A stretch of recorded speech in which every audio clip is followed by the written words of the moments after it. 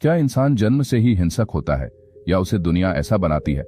क्या इंसान की विनाश की प्रवृत्ति उसकी मूल प्रकृति का हिस्सा है या यह उस समाज की देन है जिसने उसे टुकड़ों में तोड़ दिया है? ये सवाल उतने ही पुराने हैं जितना खुद मानव इतिहास, मगर शायद किसी ने इन्हें इतनी गहराई और ईमानदारी से नहीं टटोला जितना एरिक फ्रॉम ने अपनी इस कालजयी किताब में किया है। द एनाटोमी ऑफ ह्यूमन डिस्ट्रक्टिवनेस कोई साधारण मनोवैज्ञानिक किताब नहीं है। ये इंसान की आत्मा के सबसे काले और दबे हुए कोनों की शल्य क्रिया है। फ्रॉम कोई आसान जवाब नहीं देता। वो न तो इंसान को शैतान साबित करता है, न ही उसे पूरी तरह से मासूम मानता है। वो कहता है कि इंसान वही बनता है जो उसका समाज, उसका इतिहास और सबसे बढ़कर उसकी चेतना उसे बनाती है। फ्रॉम के अनुसार इंसान में जो डिस्ट्रक्टिवनेस है वो केवल बायोलॉजिकल इंस्टिंक्ट नहीं है। ये कोई इनहेरिटेड हिंसा नहीं है जिसे सिर्फ जीन या हार्मोन से एक्सप्लेन किया जा सके।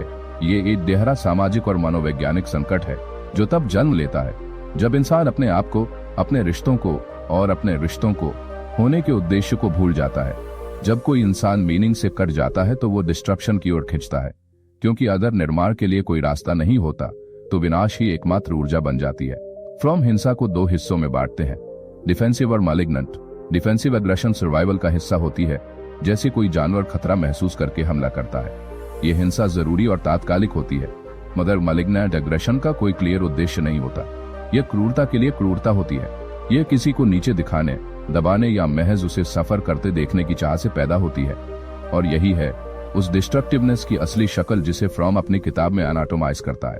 वो बताता है कि किस तरह एडोल्फ हिटलर जैसे व्यक्ति को हम केवल एक पागल डिक्टेटर कहकर भूल नहीं सकते। हमें समझना होगा कि वो कैसे बना, किन परिस्थितियों ने उसे शेप दिया, और सबसे अहम, कैसे उसकी आइडियोलॉजी ने लाखों लोगों को उसकी कल्पना में शरीक कर लिया। फ्रॉम हिटलर को एक पैथोलॉजिकल केस के रूप में नहीं, बल्कि एक सामाजिक उत्पाद के रूप में देखता है। एक ऐसा व्यक्ति जिसे अपनी खुद की कोई ऑथेंटिक आइडेंटिटी नहीं थी, जो दूसरों की नजरों में खुद को साबित करने के लिए एक पूरी नस्ल को मिटा देने को तैयार हो गया। फ्रॉम डिस्ट्रक्टिवनेस की जड़ों को इंसानी एलियनेशन में ढूंढता है। जब इंसान खुद से कट जाता है, जब वो अपने अस्तित्व को अर्थहीन महसूस करता है, तो वो या तो खुद को मिटाना चाहता है या फिर दूसरों को। ये आत्मविनाश और परविनाश के बीच झूलती हुई चेतना है जो दुनिया को युद्ध, हिंसा और यातनाओं की ओर ले जाती है। फ्रॉम कहता है कि जब इंसान की इंडिविजुअलिटी को सप्रेस किया जाता है, जब क्रिएटिविटी को कंट्रोल में लिया जाता है, जब स्पॉन्टेनियस एक्सप्रेशन को नियमों की बेड़ियों में जकड़ा जाता है, तब वही ऊर्जा जो जीवन देने में सक्षम थी, मौत देने लगती है। इस किताब में फ्रॉम ने ऑथोरिटेरियन पर्सनालिटीज, सैडिज्म, नेक्रोफिलिया जैसी जटिल स्थितियों का गहराई से विश्लेषण किया है। उसने दिखाया है कि जो लोग बाहरी रूप से शांत, नियंत्रित और संस्कारी लगते हैं, उनके भीतर कितनी गहरी हिंसा छिपी हो सकती है। वो कहता है कि एक इंसान जो अपनी नौकरी, अपने परिवार या अपने देश के नाम पर ब्लाइंड ओबीडियंस में जीता है, वो जरूरी नहीं कि सभ्य हो सकता है कि उसकी आज्ञाकारिता ही सबसे खतरनाक हो, क्योंकि ब्लाइंड ओबीडियंस सोचने की ताकत छीन लेती है।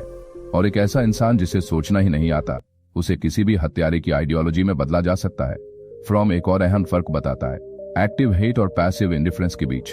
कई बार हम समझते हैं कि हिंसा सिर्फ वही होती है जो दिखाई देती है, खून, चोट, चीख, मगर वो कहता है कि कभी कभी सबसे बड़ी हिंसा वो होती है जो चुप रहती है। जब एक माँ अपने बच्चे को अनदेखा कर देती है, जब एक समाज अपने गरीबों को इनविजिबल बना देता है, जब एक संस्था अपनी शक्ति के नशे में उन लोगों की आवाज नहीं सुनती जिन्हें वो रिप्रेजेंट करती है, तब वहां एक ऐसी हिंसा जन्म लेती है जो दिखती नहीं मगर सराहना फैला देती है। यह स्लो पॉइजन वाली हिंसा है जो शरीर को नहीं, आत्मा को मारती है। फ्रॉम कहता है कि मानव डिस्ट्रक्टिवनेस का इलाज केवल थेरेपी नहीं है।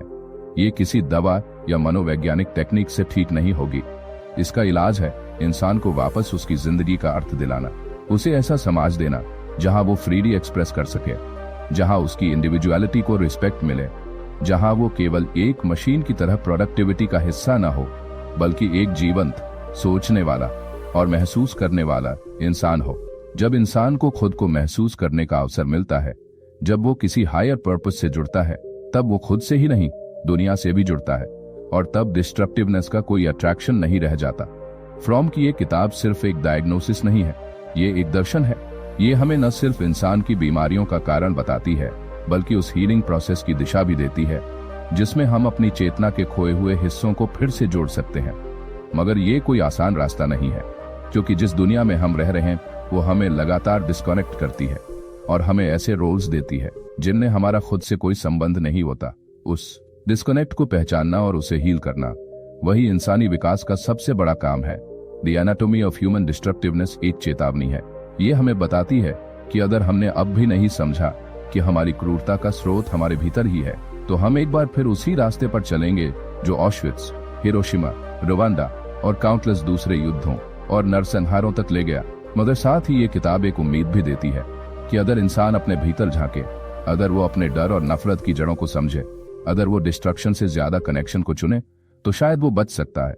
द साइको वॉइस पर आज आपने जो सुना वो एक किताब की गाथा नहीं थी, ये इंसानी मन की एक गहरी आत्मकथा थी।